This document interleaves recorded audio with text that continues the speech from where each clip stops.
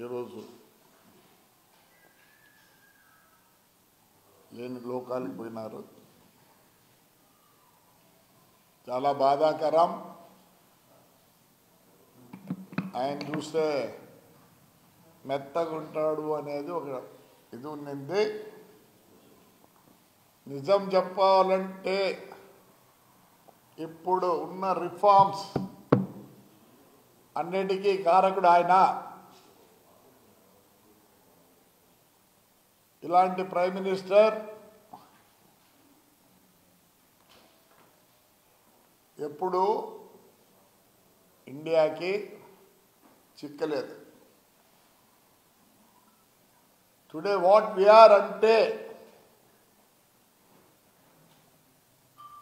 Is the man.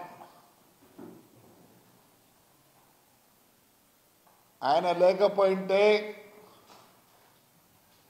ఈరోజు మనం ఇంకా అంబాసిడర్ కారు ఆ ఫియట్లోనే ఉండిందము. ఎందుకంటే అప్పుడు రూల్స్ రెగ్యులేషన్స్ అన్నీ చాలా ఉన్నాయి. బట్ ఈయన వల్లనే ఒక విధంగా రాహుల్ గాంధీ పివి నరసింహరావు వల్లనే, పివి నరసింహరావు వల్లనే, మన్మోహన్ వల్లనే ఈ పొద్దు ఈ దేశం ఇంత ముందుకు పోతుంది. సరే, ఈరోజు నేను ఈ సమావేశం ఎందుకు పెట్టినానంటే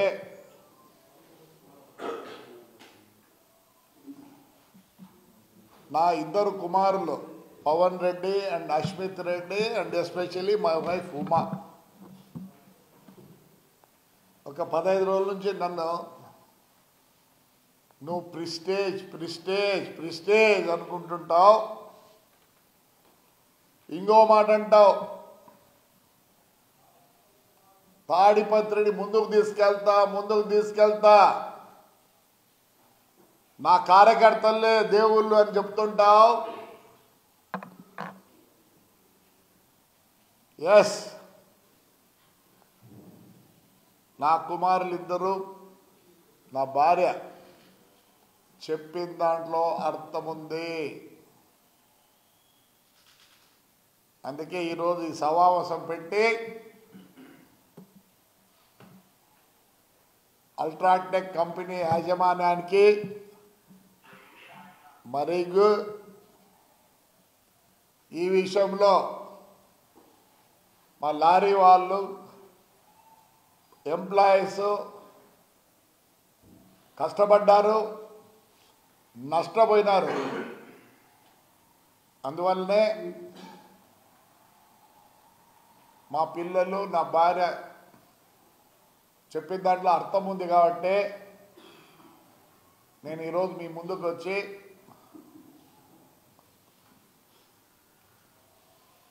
సిమెంట్ ఫ్యాక్టరీ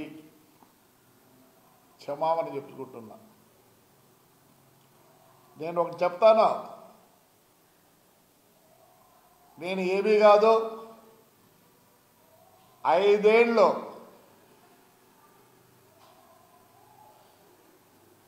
నేను అవస్థపడ్డా. ఎందుకు?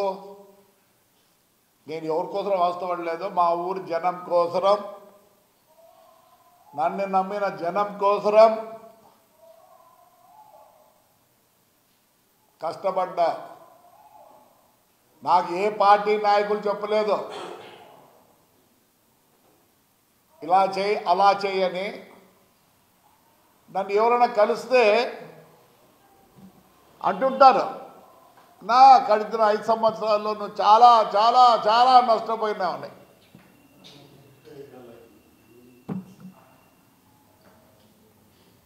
నేనేమి నా పొగుడుతోనూ నా యొక్క ప్రిషియస్ కోసమో నష్టపోయినా. నేను ఎవరిని బ్లేమ్ చేయను, అవసరం లేదు. నాకు చెప్పారు ఎవరన్నా? లేదు, ఎన్నో కారణాలు. నాకు వైఎస్ఆర్ కుటుంబానికి ఎప్పటి నుంచో సన్నిహితం ఉండింది, పోయింది. ఎవరి వల్ల అంటే పెద్ద ఆయన రాజారెడ్డి వల్ల. ఆయన ఎప్పుడు ఏమనేవాడు, మైట్ ఈజ్ రైట్ అంటాడు. నేను ఎప్పుడు మైట్ ఈజ్ రైట్ నన్ను న్యాయంగా పోదాము అంట. అక్కడ వచ్చేది సరే, ఆ రివెంజ్ ఏమో అవి నాకు తెలియదు. సో నేను నష్టపోయినదో లాభపడిందే this not consult with the any party, it's me. చాలామంది చాలా మాట్లాడుతుంటారు మా గురించి, ఏదో ఇప్పుడిప్పుడే ఓవర్ నైట్ రిచ్ అయినట్లు. యా అనుకుంటే ఏం కాదులే. మీకు తెచ్చో తెలియదో, మా నాయన బొగ్గుల బస్సు ఓనర్. ఆయనకు అప్పుడు చెవర్లెట్ చాలా ఫేమస్. జనరల్ మోటార్స్ కంపెనీ వాళ్ళు బొగ్గుల బస్సులతో నడిపి మా నాన్నకు 2 ఉండేది, ఒక కారు ఉండేది, ఒక జీప్ ఉండేది. ఈరోజు చెప్తున్నా, మీరు ఎవరు ఆ జీప్ చూడలే.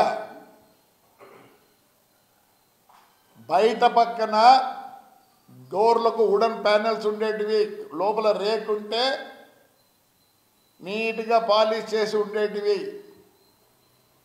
6 cylinder. The same engine was used in buses also. Yes.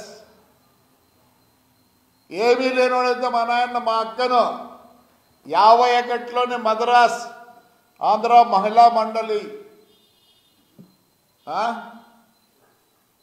51లోనే మెడ్రాస్లో స్కూల్లో చేర్పించినాడు. టీ నగర్లో ఉంటుంది. మరి 51లోనే మా నాయన మద్రాసులో మా అక్కని చేర్పించినాడంటే మేము లేనోళ్ళం.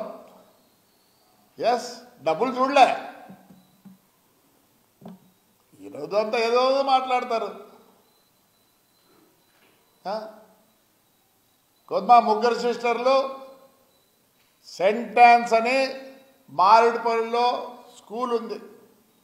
అప్పుడు 2 ఉండింది కాన్వెంట్లో, ఒకటి రోజరీ కాన్వెంట్, ఒకటి సెంట్ ఆన్స్.